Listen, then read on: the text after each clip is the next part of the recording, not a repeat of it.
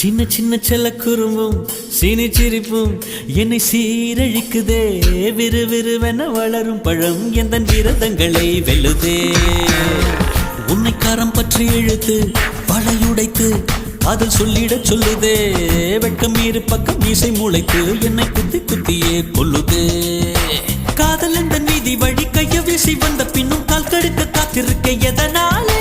பிப்ரவரி மாதத்துக்கு நாடோடு கூடி வர ஆண்டு நாள் காத்திருக்கும். அது போல நெஞ்சாங்கூட்டில் நெஞ்சாங்கூட்டில் நெஞ்சாங்கூட்டில் நீயே நிற்கிறாய் பெண்ணே.